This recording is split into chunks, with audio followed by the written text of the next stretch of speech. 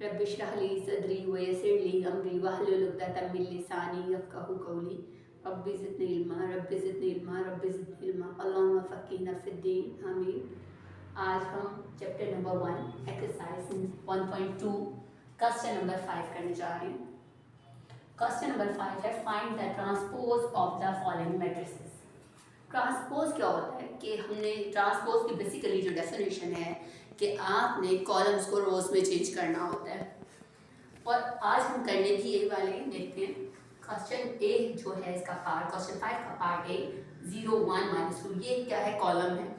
अब हमने कॉलम को क्या करना है, इसको रोज में चेंज करना है। लेकिन सबसे पहले इसको सोल्यूशन ये है कि आपने सोल्यूशन की हेडिंग पुट करनी है मार्कर से। देन ए के ऊपर आपने जो राइट साइड है लेफ्ट साइड पर नहीं करनी है आपने। मोस्टली स्टूडेंट ये मिस्टेक करते हैं और जो ए होता है ए से इतना बड़ा टी राइट कर देते हैं कि वो उसका जो ट्रांसपोज है यानी जो टी का सिंबल, जो ट्रांसपोज का सिंबल है टी, वही नहीं नजर आ रहा। तो वो ऐसे लगता है वो टी है और ए गायब है। ऐसे नहीं करना, आपने ए को राइट करना है, कैपिटल करना है और टी को बहुत छोटा करके उसके ऊपर करना है, राइट साइड पर लिखना है, लेफ्ट साइड पर टी को नहीं पुट करना।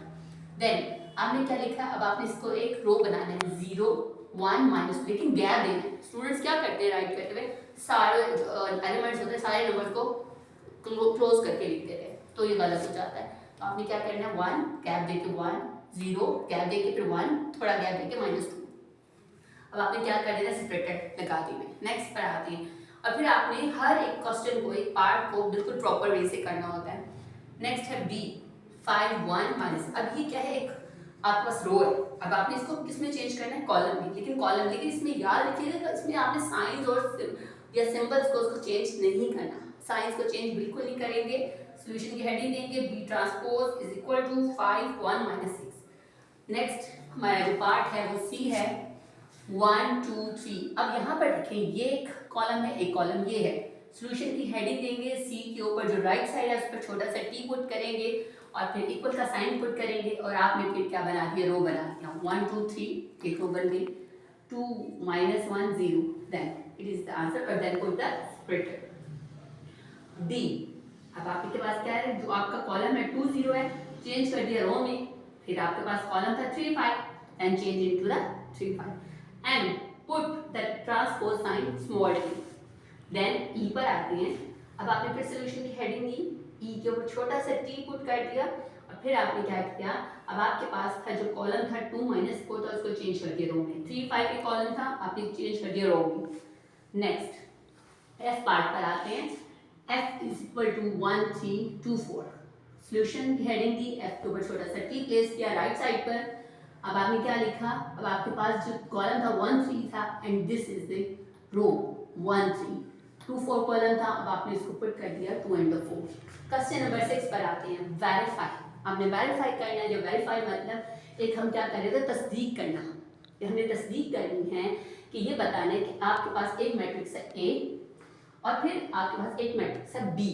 देन आपने वेरीफाई कैसे करना है, इसके 2 पार्ट्स हैं, पार्ट 1 एंड द पार्ट 2। जो पार्ट 1 है A ट्रांसपोज फिर होल ट्रांसपोज, इनके A transpose and then whole the transpose is equal to A। अब आपने सॉल्यूशन की हेडिंग दी। अब हमारे पास एक चीज राइट साइड पर है और एक क्या लेफ्ट साइड पर है। लेकिन सबसे पहले हम मैथ्स का जो रूल है, हमने क्या करना होता है, लेफ्ट साइड को सबसे पहले सॉल्व करना होता है। तो अब मैंने सबसे पहले सॉल्यूशन की हेडिंग पुट करके ए मैट्रिक्स को राइट किया। Then I write here left hand side is equal to A transpose whole transpose. Here we are writing A transpose and the whole transpose. Sir first of all हमने क्या करना होता है, bracket के inner जो लिखा होता है इनर साइड को आपने सॉल्व करना होता है। अब मैंने क्या किया, A ट्रांसपोज लिखा और यहाँ पर A के ऊपर स्मॉल t राइट किया राइट साइड पर। और अब मैंने क्या किया, यहाँ पर देखते हैं जो कॉलम था मैंने इसको रो में चेंज कर दिया, इस कॉलम को भी रो में चेंज कर दिया। देन अब हमारे पास जो इनर साइड थी वो सॉल्व हो गई। अब हम इसकी जो बाहर वाली साइड है उसको सॉल्व करते हैं। यहाँ पर देखते हैं A ट्रांसपोज और फिर बाहर ट्रांसपोज, यानी कि A ट्रांसपोज का जो आंसर था, अब हमने क्या किया, उसी को हमने अगेन कर लिया, उसका अगेन ट्रांसपोज ले लिया। अब ये देखते हैं, अब उन्होंने कहा था राइट हैंड साइड, लेफ्ट तो सॉल्व हो गई। अब हमने क्या कर रहे हैं, राइट साइड को सॉल्व कर रहे हैं। राइट साइड पर आप देखते हैं just it is right A, मैंने A राइट किया और A की जगह मैंने इक्वल का साइन लगाकर और दोबारा से A की जो क्वेश्चन में ए की वैल्यू गिवन थी, मैट्रिक्स गिवन था, वो मैंने राइट कर दिया। देन अब ये देखें, ये आंसर लेफ्ट हैंड साइड का और राइट हैंड साइड का जो आंसर है सेम है। फिर मैंने क्या राइट किया, हेंस प्रूफ। जब भी वेरीफाई वाले क्वेश्चन होते हैं आपने उसको यहाँ तक एंड नहीं करना होता, बल्कि आपने बताना होता है कि हेंस प्रूव्ड, आप साबित हो गया है कि जो लेफ्ट साइड है और राइट साइड है वो इक्वल है, ये राइट करना है। देन आपका जो क्वेश्चन की स्टेटमेंट होगी वो दोनों राइट करनी है कि A transpose whole transpose is equal to A, this is the verified. Then question number 6 का हमारा जो पार्ट नंबर सेकंड है उसको सॉल्व हम कर रहे हैं। B transpose whole transpose is equal to B, it is similar to the question number 6 part 1 as it is. अब क्या था, हमने सबसे पहले क्या किया, B की सॉल्यूशन की हेडिंग पुट की, देन B राइट किया, B की वैल्यू पुट की, मैट्रिक्स पुट किया, and then here we are writing left hand side is equal to B transpose whole transpose. अब सबसे पहले हम इनर साइड, मैंने आपको पहले भी बताया कि हमने सबसे पहले इनर साइड को सॉल्व करना होता है। B का ट्रांसपोज लिया, इसका ट्रांसपोज लिया, कॉलम हमने किया था 1 2, इसको रो बना दिया, 1 0 था, 1 0 को हमने कॉलम को रो में चेंज किया। देन अब हम क्या करें, होल ट्रांसपोज ले रहे हैं। अब क्या करना है, इसी को हमने दोबारा इसका ट्रांसपोज लिया, जो कॉलम था 1 1 एज इट इज रो बना दिया, 2 0 and there we are writing 2 0। अब राइट हैंड साइड पर हमने यहाँ लिखा B था, तो हमने here we are writing B is equal to, हमने जो मैट्रिक्स था वो राइट किया। अब देखते हैं ये दोनों क्या है, बिल्कुल सेम आंसर है, इनके लेफ्ट हैंड साइड का आंसर और राइट हैंड साइड का आंसर सेम है, हेंस प्रूव्ड। ये अब आपको क्या साबित हो चुका है कि left hand side and the right hand side both are the equal.